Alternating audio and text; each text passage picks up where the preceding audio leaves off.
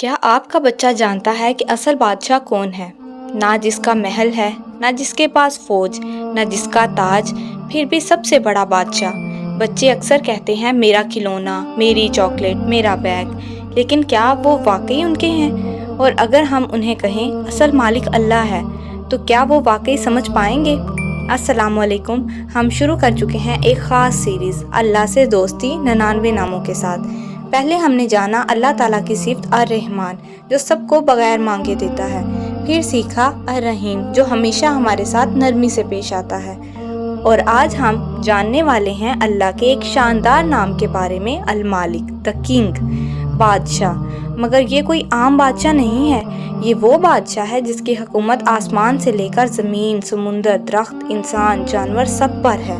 ये वीडियो हर उस माँ के लिए है जो चाहती है कि उसका बच्चा सिर्फ ज़ुबानी नहीं, दिल से पहचाने कि अल्लाह ही है अल मालिक। चलिए रोज़मर्रा की वो छोटी छोटी मिसालें देखते हैं जिनसे हम बच्चों को अल्लाह की ये सिफ़त सिखा सकते हैं। आपने कभी बादशाहों के किस्से सुने हैं? उनके बड़े महल, बड़ी बड़ी फौजें, सोने का ताज, लेकिन एक दिन वो सब ख़त्म हो जाता है। लेकिन अल्लाह ताला अल मालिक है, ऐसा बादशाह जिसकी सल्तनत कभी ख़त्म नहीं होती।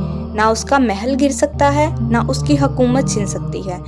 आपके स्कूल का प्रिंसिपल, आपके अब्बू, आपकी अम्मी, यहाँ तक कि आप खुद भी अगर किसी चीज़ पर इख्तियार रखते हो तो वो इख्तियार भी अल्लाह ने दिया है। जब आप किसी खिलौने पर कहते हो ये मेरा है, तो याद रखो असल मालिक अल्लाह है। वही हमें सब कुछ देता है और वही वापस भी ले सकता है। दुनिया के तमाम बादशाहों के ऊपर भी एक बादशाह है, अल्लाह अल मालिक, जो इंसाफ से हुकूमत करता है, जो कभी गलती नहीं करता, जो सबका ध्यान रखता है और जिसका हुक्म सबको मानना ही पड़ता है। तो जब भी आप दुआ करो ऐसे मांगो जैसे एक सच्चे बादशाह से मांगा जाता है, इज्जत से, एतमाद से और यकीन से। कहो या मालिक, मुझे भी एक अच्छा इंसान बना दे जो तेरी सल्तनत में तेरे पसंद के काम करे।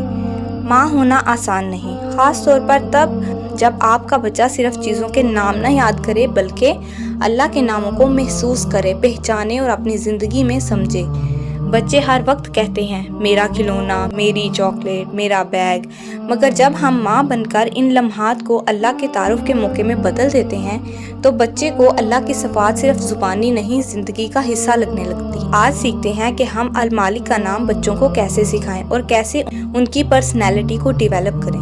बच्चा चॉकलेट मांगे, कहिए बेटा चॉकलेट मैं तुम्हें दे देती हूँ, मगर असल में जिसके ख़जाने में सब कुछ है वो अल्लाह ताला है।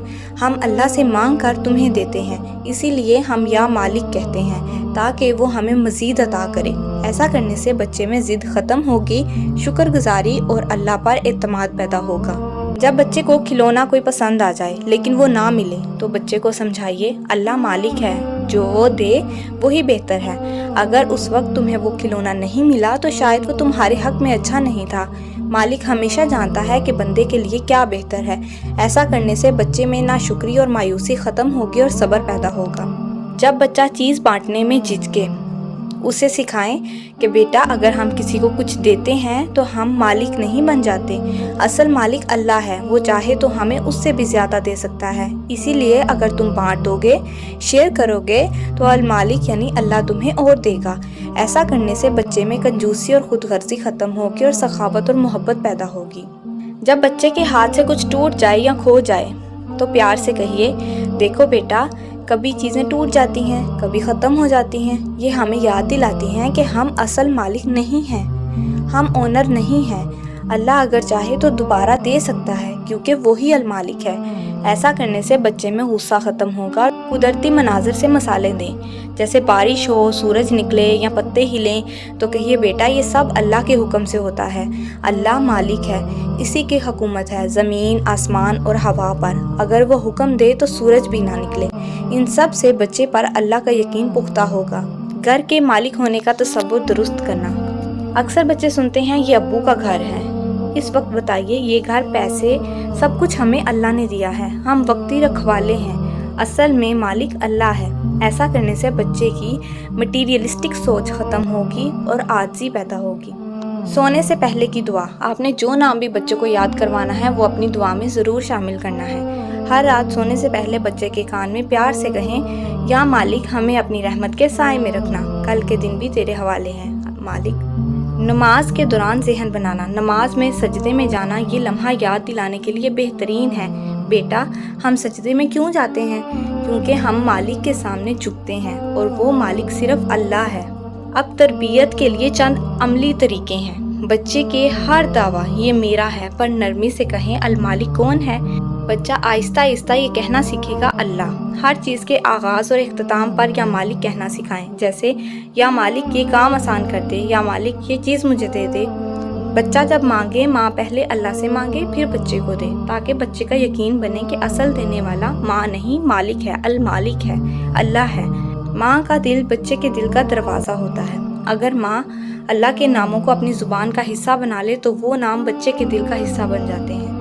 المالک کو صرف حفظ نہ کروائیں، بچے کو جتنی چیزوں سے محبت ہو ان کے ساتھ المالک ہونے کا تعلق سکھائیں۔ یاد رکھیں، جب بچہ کہنے لگے میرا رب المالک ہے تو وہ دنیا کے ہر نقصان میں، ہر محرومی میں ایک سکون پائے گا کہ جس کا سب کچھ ہے وہ اللہ ہے، المالک۔ ہم جب اپنے بچوں کو المالک سکھاتے ہیں تو ہم ان کے دلوں میں یہ شعور پیدا کرتے ہیں کہ میرے پاس جو کچھ ہے وہ میرا نہیں، میرے رب اللہ کا عطا کرتا ہے۔ اگر وہ لے تو بھی اس کی حکمت ہے، اگر دے تو بھی اس کی رحمت ہے۔ ایسا بچہ ضدی نہیں ہوتا، ناشکرا نہیں ہوتا، دوسروں سے حسد نہیں کرتا، مایوس نہیں ہوتا، بلکہ اللہ سے جڑا رہتا ہے اور ہر حال میں راضی رہنا سیکھتا ہے، کیونکہ اسے بچپن میں سکھا دیا گیا ہوتا ہے کہ المالک صرف اللہ ہے۔